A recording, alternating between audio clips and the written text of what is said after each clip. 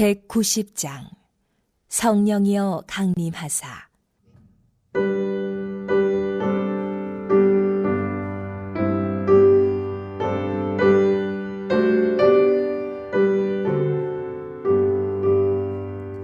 성령이여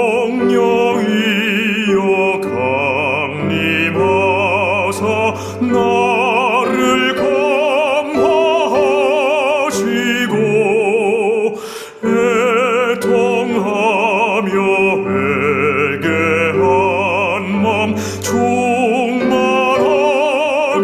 하소서. 예수여 비오니 나의 기도 들으사 애통하며 회개한 맘 충만하게 하소서. 성령이여 강림하사 크신 권능 주소서. 원하옵고 원하오니 충만하게 하소서. 예수여 비오니 나의 기도 들으사 애통하며 회개한 맘 충만하게 하소서.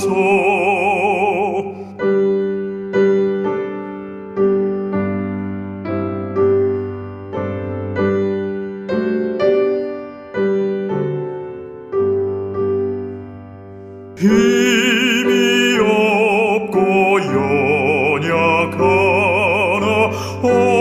엎드려서 비오니 성령 강림하옵소서. 충만하게 하소서. 예수여 비오니 나의 기도 들으사 애통하며 회개한 맘 충만하게 하소서. 정쾌하고 위로하사 복을 받게 하소서. 충만하게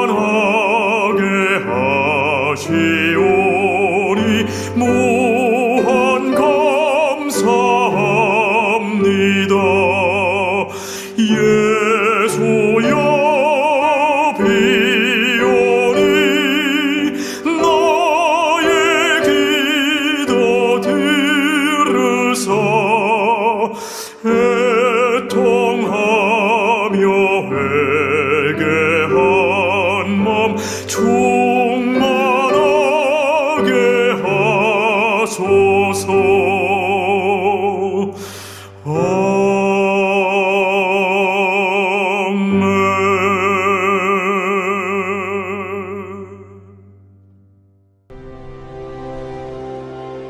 우리가 구주된 후에 안즉 그 섬은 멜리데라 하더라.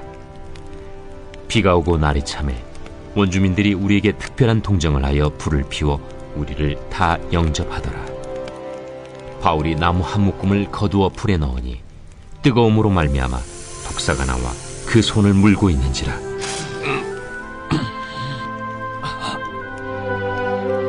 원주민들이 이 짐승이 그 손에 매달려 있음을 보고 서로 말하되 진실로 이 사람은 살인한 자로다. 바다에서는 구주를 받았으나 공의가 그를 살지 못하게 함이로다. 바울이 그 짐승을 불에 떨어 버리매 조금도 상함이 없더라. 그들은 그가 붙든지 혹은 갑자기 쓰러져 죽을 줄로 기다렸다가 오래 기다려도 그에게 아무 이상이 없음을 보고 돌이켜 생각하여 말하되 그를 신이라 하더라. 이 섬에서 가장 높은 사람 보블리오라 하는 이가 그 근처에 토지가 있는지라. 그가 우리를 영접하여 사흘이나 친절히 머물게 하더니 보블리오의 부친이 열병과 이질에 걸려 누워있거늘 바울이 들어가서 기도하고 그에게 안수하여 낫게 하매, 이러므로 섬 가운데 다른 병든 사람들이 와서 고침을 받고 후한 예로 우리를 대접하고 떠날 때에 우리 쓸 것을 배에 실었더라.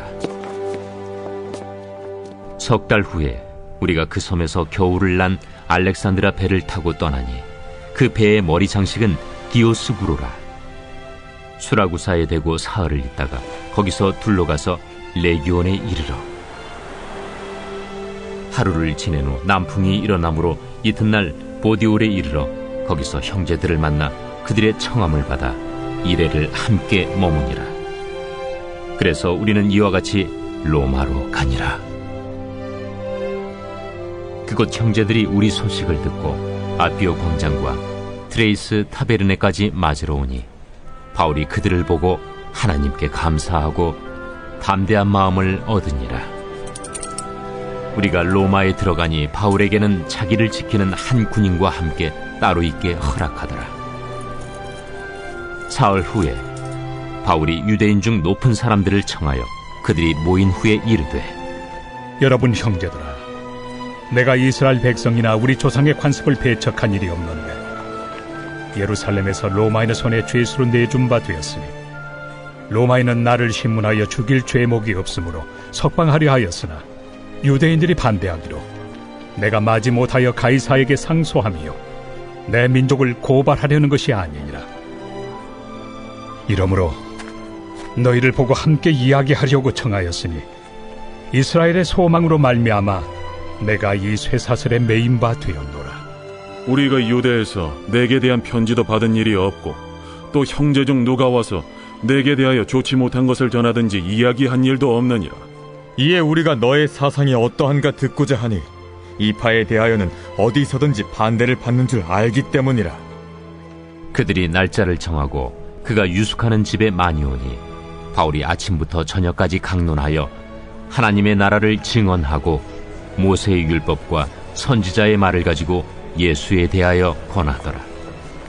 그 말을 믿는 사람도 있고 믿지 아니하는 사람도 있어 서로 맞지 아니하여 흩어질 때에 바울이 한 말로 이르되, 성령이 선지자 이사야를 통하여 너희 조상들에게 말씀하신 것이 옳도다. 일러스되 이 백성에게 가서 말하기를 너희가 듣기는 들어도 도무지 깨닫지 못하며 보기는 보아도 도무지 알지 못하는도다. 이 백성들의 마음이 우둔하여져서 그 귀로는 둔하게 듣고 그 눈은 감았으니 이는 눈으로 보고 귀로 듣고 마음으로 깨달아 돌아오면 내가 고쳐줄까 함이라 하였으니 그런즉 하나님의 이 구원이 이방인에게로 보내어진 줄 알라. 그들은 그것을 들으리라. 바울이 온 이태를 자기 셋집에 머물면서 자기에게 오는 사람을 다 영접하고 하나님의 나라를 전파하며 주 예수 그리스도에 관한 모든 것을 담대하게 거침없이 가르치더라.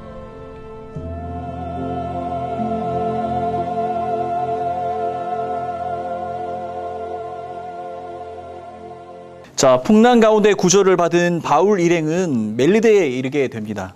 페니키아 말로 멜리데는 피난처라는 뜻을 가지고 있습니다. 말 그대로 이 멜리데 사람들은 난파를 당한 그 바울의 일행들에게 옷을 말릴 수 있도록 또 몸을 따뜻하게 할 수 있도록 불을 피워주고 그들을 영접하고 환대를 했습니다.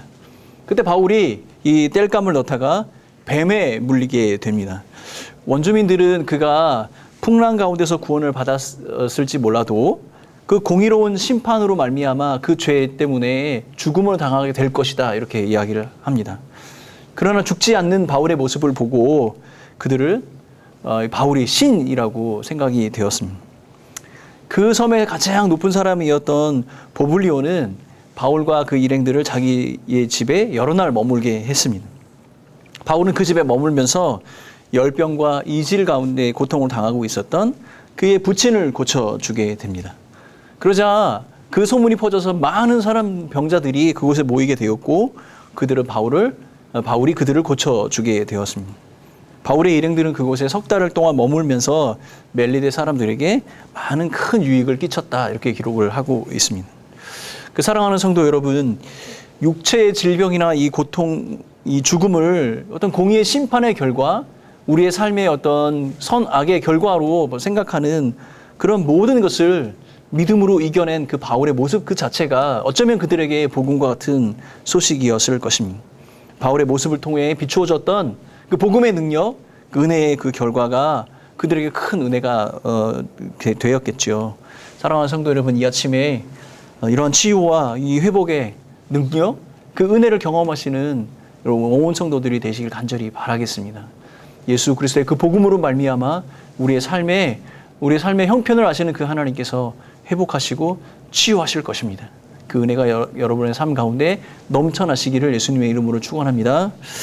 자, 겨울이 지나고 따뜻한 봄이 되어서 이제 항해가 가능한 그 시기가 되었을 때 마침 그곳에 정박한 배를 만나게 되고 바울은 그 배를 타고 보디올이라는 곳으로 향하게 됩니다. 그곳에서 그 형제들을 만나게 되고 그들과 함께 교제를 하게 됩니다. 아마도 로마뿐만 아니라 이탈리아의 구석구석, 그 로마의 구석구석에 그 복음이 전해진 것 같습니다. 이 보디올에 머무르고 있는 동안에 바울이 로마로 향해 도착을 하고 있다라는 소식을 듣고 로마로부터 형제들이 내려와서 바울을 마중하게 됩니다. 그 바울은 이 사실 자체만으로도 큰 위로와 격려를 받았던 것 같습니다. 15절 말씀입니다. 그곳 형제들이 우리 소식을 듣고 아피오 광장과 트레이스 바베르네까지 맞으러 오니 바울이 그들을 보고 하나님께 감사하고 담대한 마음을 얻으니라. 여러분, 이 말씀을 잘 살펴보면 바울의 마음이 묻어나지 않습니까?